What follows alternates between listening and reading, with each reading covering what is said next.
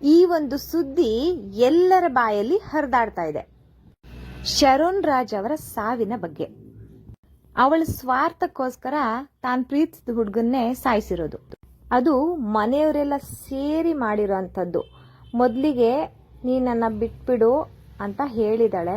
ಅವನು ಒಪ್ಕೊಂಡಿಲ್ಲ. ಒಂದೆರಡು ಸಲ ಸಾಯಿಸೋದಕ್ಕೆ ಪ್ರಯತ್ನ ಪಟ್ಟಿದ್ದಾಳೆ. 3ನೇ ಸಲ ಸ್ಲೋ ಪಾಯ್ಸನ್ ಹಾಕಿ ಮನೆಯವರೆಲ್ಲ ಸೇರಿ ಒಟ್ಟಿಗೆ ಸಾಯಿಸಿರೋಂಥದ್ದು.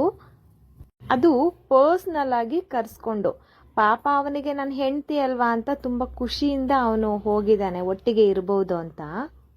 ಗಂಡು ಮಕ್ಕಳಾಗ್ಲಿ ಹೆಣ್ಮಕ್ಳಾಗ್ಲಿ ದ್ವೇಷ ಇದ್ದಾಗ ಈ ತರ ಸಿಚುವೇಶನ್ ಸಿಕ್ಕಿದ್ರೆ ಅವ್ರಿಗೆ ಅದೇ ಒಂದು ಅಡ್ವಾಂಟೇಜ್ ಅಂತಾನೆ ಹೇಳ್ಬೋದು ನೋಡಿ.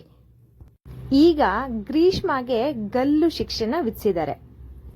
ಇದಕ್ಕೆಲ್ಲ ಕಾರಣ ಏನು ಅಂತ ನಿಮ್ಗೆ ಹೇಳ್ತೀನಿ ನೋಡಿ. ಮನೆಯಲ್ಲಿ ಶರೂನ್ಗೆ ಏನು ಇಲ್ಲ, ಮಿಲಿಟರಿ ಮ್ಯಾನ್ ಜೊತೆ ನಿನ್ ಮದ್ವೆನ ಮಾಡ್ತೀವಿ ಅಂತ ಹೇಳಿದ್ದಾರೆ. ಅದನ್ನ ಕೇಳಿ ಇವಳು ಇಷ್ಟೆಲ್ಲ ಅವಾಂತರ ಮಾಡಿದಾಳೆ. ಗಂಡ ಆಗಿರ್ಲಿ ಹೆಂಡತಿನೇ ಆಗಿರ್ಲಿ ಇವರಿಗೆ ಸಾಯಿಸೋ ಅಧಿಕಾರ ಯಾರು ಕೊಟ್ಟಿದ್ದು? ಗ್ರೀಷ್ಮಾ ಶರಣ್ ರಾಜ್ ಪ್ರಕರಣದ ಬಗ್ಗೆ ನೀವೇನಂತೀರಾ? ಕಾಮೆಂಟ್ ಮೂಲಕ ನಮಗೆ ತಿಳಿಸಿ.